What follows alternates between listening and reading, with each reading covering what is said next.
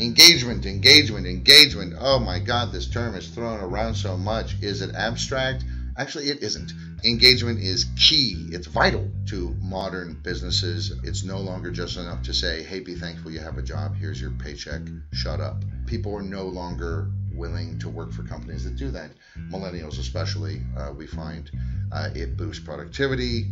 Engaged workers come up with more ideas. They stay in the job longer. I mean, there are real no-nonsense bottom line benefits to having engaged employees. The most comprehensive communications tool for engagement is digital signage, and I don't just say that because that's what I'm doing right now. I actually believe this.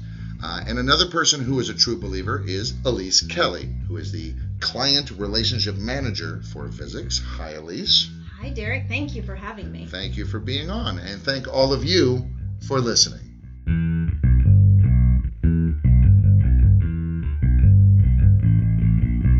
This is digital signage done right. Whether you're new to digital signage or a seasoned pro, this podcast gives you practical advice about systems, communications, and content to better engage your audience. I'm Derek DeWitt, Communications Specialist for Visix. Welcome to Digital Signage Done Right. Engagement, right? It's not just a buzzword. So what? Tell us about it. I'm told you have 12 steps to getting a highly engaged workforce out there, and you'd also have some statistics for us about why, in fact, it's important. There's a Gallup poll that we did a little research, got a little information from them, and engagement through effective communications can drive a number of things, and I'll just rattle off a couple of these. I won't give you my whole list. But 21% higher productivity. So that means people are outputting more work. 22% higher profitability. And then I think also up to 65% lower turnover. That's one that really jumps out at me. Because if you don't have a lot of turnover, you've got a team of people who are working together, then everything's going to flow a lot better for your business. And, we've talked in other places. It's expensive to switch employees. It takes time. It takes money. It costs literally billions of dollars to the U.S. economy every year. Having people that are less frequently absent from work. These are all things that play into what we're trying to achieve here with our communications. Think of your own personal experience, whether it's being on a baseball team or being in a relationship or what have you, a friendship, a place of business, even a cafe or a pub you go to. I mean, Cheers was such a popular show, and yes, I just dated myself because everybody knew your name, and that's a feeling a lot of people like. They like feeling like they're part of something. They like feeling that they are important and that they make an impact and that they are better for being a part of it, and it's better for them being a part of it. Okay. What's the first step on that? We got to start with a champion. Okay, so what does that mean? You've got to have someone who's going to own the digital signage content, right? Otherwise, if people aren't excited about contributing to it, they're not excited about getting content on the screen that people are interested in, what are you going to put up there? Right. So somebody who actually cares, not just someone who was told, here, this is your job, goodbye. And a lot of folks, that happens to them. If they find out one day, they walk into work, hey, guess what? Oh, all these digital signs we've been putting up? Well, guess what? You're the new owner of that. Yeah. So hopefully that's not the way it's happening. But if it is, then take it as a challenge and run with it. Or if it's been just handed to you and you're sort of a little bit at sea, find somebody who is that champion. Yes. That cheerleader, and say, hey, man, inspire me. Yeah, and usually it's a person who's leading a team of people that then contribute. Right. So it's not just all on one person's shoulders. Right, I understand. All right. So inject some enthusiasm and energy into the process to get you through the tedious points. Absolutely. And then number 2, we'll say that is choose when to engage. So you've got to use things like day parting. One thing that I see a lot is messages will go up on a screen. They'll get scheduled forever. I'm not going to get on to you about that on the first day, for example. You need to get some content in the play rotation. But maybe by the end of that day, you're not, running things that ended on the 26th on the 30th. We also morning commute information at 5 p.m. Exactly. Yeah. And I've seen that get corrected. So once they go up, and then they have a little bit more time for everything to sink in. But you've really got to be careful about that. So that's one element of engaging that audience is, hey, the information we put up here is relevant and timely, and we're not lame about it. If I start seeing stuff that is old and out of date, I just start thinking, well, if they don't care, exactly. Why should I care? Why Right. should I pay any attention then? Right. And you know, once you lose your audience, it's very hard to get them back. Very hard to get them back, and they will get bored, and they will get bored very quickly. Yeah. Absolutely. So number 3, we want to craft beautiful designs. So we don't just want messages, we want pretty and interesting messages. They're going to get more attention than ugly ones. And that doesn't mean that you need to overburden your design with way too many elements. A stark, bold design can be very effective. Yes, Right. it can. Mm. My least favorite thing to see, I would say, on a screen is squashed or stretched content. Right. Make sure you're getting your resolutions right and your Yes. aspect ratios, sure. Because again, it looks amateur. It does. Speaking of amateur, no clip art. That's a thing of Or the past. judicious use thereof. Yes. So Right. layouts, those are your overall screen designs. Those need to change throughout the day. They need to change several times a day. You can Really? Yes. Oh, absolutely. Those can go from full screen. They can go to then multi zones where you do have, your weather hooks and your date and your time. Those are things that are always great to have on the screen. But then you might want to go full screen. It's almost like a pop-up or a program interruption where you've got different content that just plays. It could play for 15 minutes, and then it could go back to whatever it was, whatever the layout design was, or it could go a totally different layout. A good way to think of it is no one, I'm sure, maybe if you're in a waiting area or a lobby or a break Sure. room or a cafeteria, yeah, you might actually even have an audience who is watching it for 10, 15, even 20 minutes Sure. at a stretch. That's a great point. Make it interesting for that person. Sure. If that person was watching 20 minutes of your playlists, would they be engaged Right. most of that time, or would they say, "Oh my God, this is killing me," and go Exactly. and pull out their phone? Why wouldn't they? They already have it, and They already have it. it's way more interesting than what you're doing. Even just a layout change at that point to where the zones on the screen might switch sides or something as Right. simple as that, or Boom. a ticker might go up top instead of on the bottom. All right. Playlist. This is a big one. I get this question a lot. How many items should I have in my playlist? Can I have 100 things in my playlist at a time? Sure, you can. Well, if you're but displaying them for 10 seconds each, I don't want to do the math on that. You don't but want to that's do a the long math time. on that. So if you have that many items in a playlist, I sure hope they're day parted. They're playing on different days of the week and different times during the day, because we Right. want to get it down to 7 to 10 items in a play rotation at a time, so that your audience can digest the message. Because in most cases, again, they're walking by the screen, they're on their way to meeting, to class, to whatever it is. You got to make sure you're getting the retention that you need. And should I say just catch the very tail end of something and think, oh gosh, I want to see that. Yeah. Don't make me wait an hour But to catch it again. I know you're not going to stay. No, You're I gone. I got places to be. You got places to be. I'm busy. I'm important. All right. So also, we want to make sure that we understand basic design principles. So we've talked a little bit about this, but not everyone's a graphic designer, right? Right, So obviously. Yes, I am not a graphic designer. So it is a good idea to get some basic education, or even use fill-in templates. Pre-designed content, that way. Made by graphic designers. Yes, people that know this is what they majored in and what they went to school for, so they're great at it. So number 4, we want to include motion and movement. Now, you may have heard me say before, video. As far as playing videos in a message playlist, sometimes that's a great idea. Sometimes it's not a great idea. But not a long one. Pretty short, sweet, to the point, even shorter than a TV commercial. I don't even like them to be 30 seconds. But again, it depends on what we're trying to promote. It depends on where the screens are in our audience. But I'll tell you what I love about video and motion. Animated backgrounds. Those are captivating. Almost hardly any person can resist walking by a display and seeing, are those bubbles in the background that are faintly moving? What was that? Sharks swimming? Yes, sharks swimming, bubbles, fish, whatever it is. So it depends again on your audience, but that's something that I really love. They are literally eye-catching. It's a great way. And transitions, that's something else that you can put in between messages without scheduling a bunch of videos. You can put in choose broadcast style transitions. We've got those. You can even fade in, fade out, rotate up, down, left, right. That's very eye-catching. Though I would say, a lot of people have hands-on experience with this using PowerPoint. Yes. One of the things each iteration of PowerPoint is they have yet more transitions. But anyone who said, and granted, it's a different medium, so it's a little bit of a different story, But anyone who's had to sit through a half an hour long PowerPoint presentation that has every possible transition imaginable, it's a bit much. It's almost like you didn't really... That's a great point, Derek. And so what I like to do is I like to, for a single zone of messages, let's say I have a wide zone and then maybe I have a tall zone of content. Right. For my wide zone, I might have a rotate or, up, down, left, right or something. That's one of my favorites.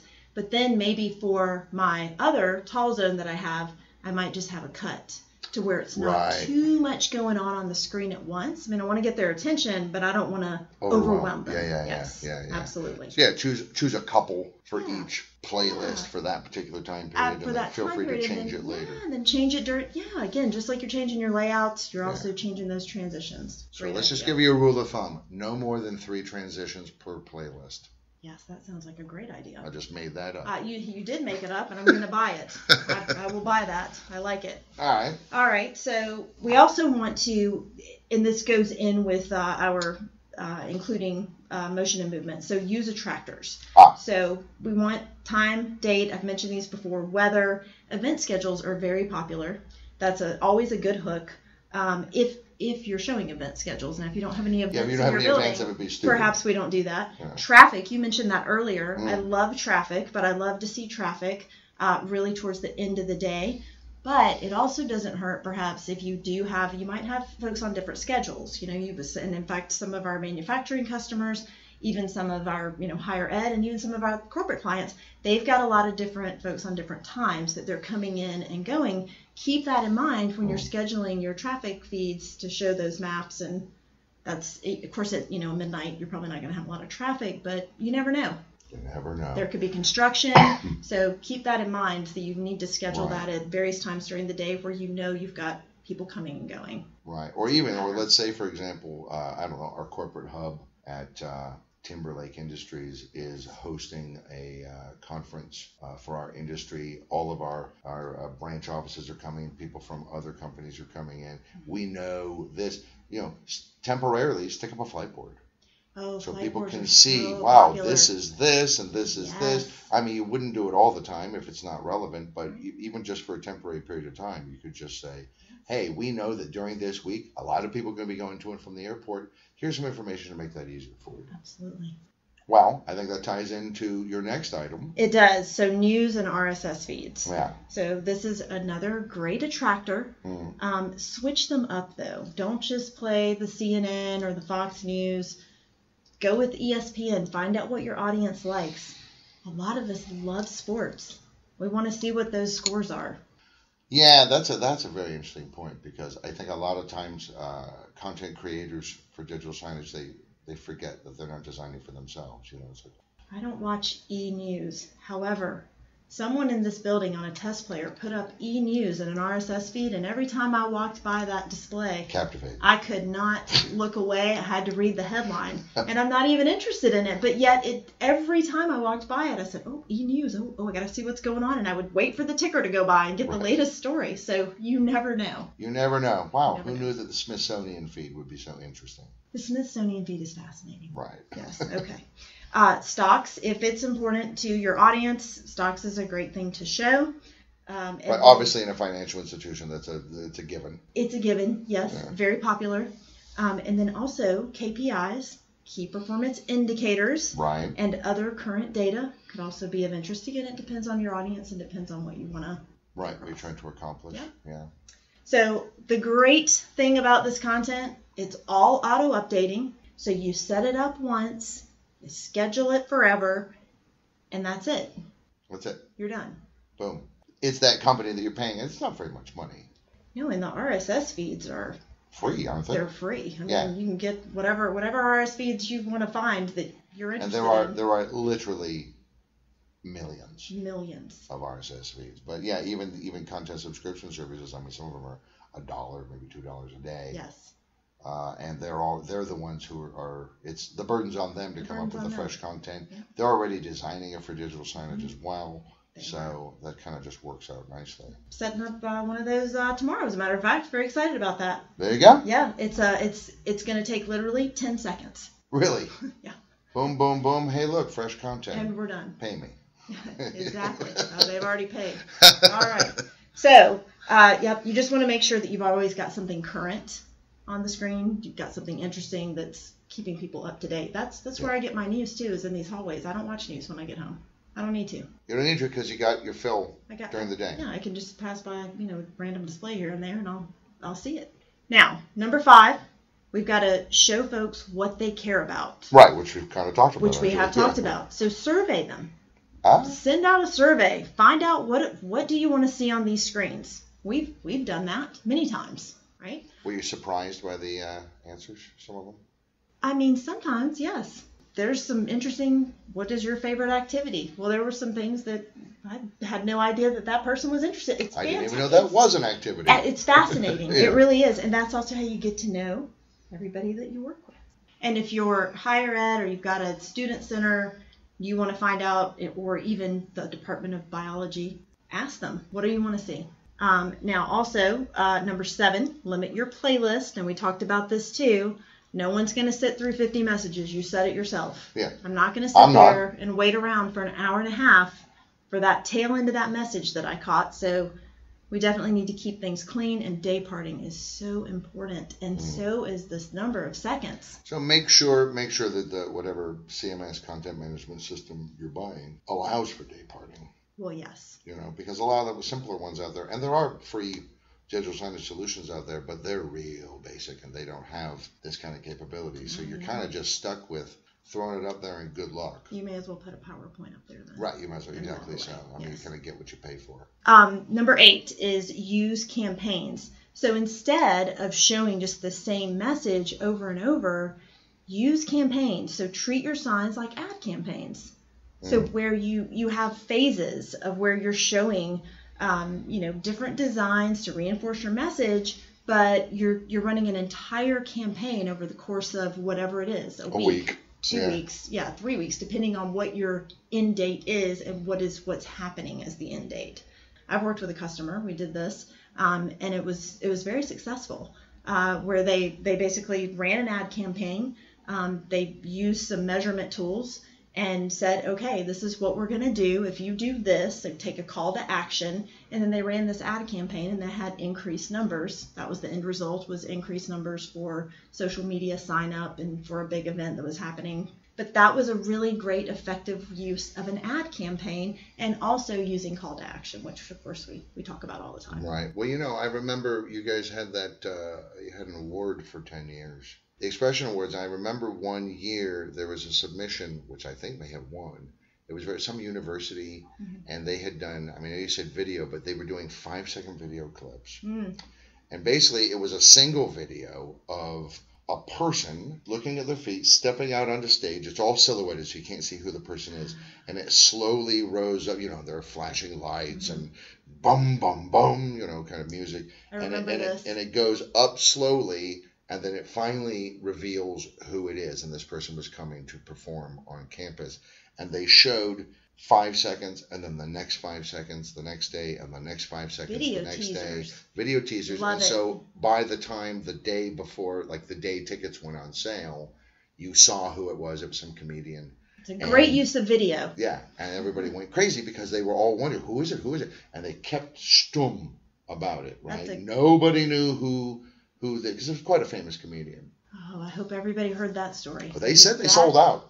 They sold out in like a day and a half. That is a brilliant use of video. Because people were crazy by the time the tickets were on sale and you finally saw who it was. Everybody was dying to know. That's impressive. Yeah, it's quite clever. I feel like I remember the music. So we also want to gamify our messages. That's a buzzword these days. Gamification. So much fun. Adding fun to your campaigns by offering kudos or prizes.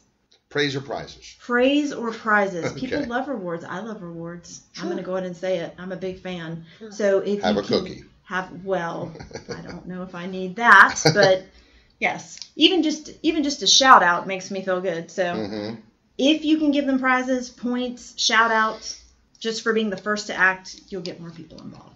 So make it a game of some sort. Make it fun. Well, that's certainly obviously engaging because you're asking people to actively participate. Exactly. Right. Okay.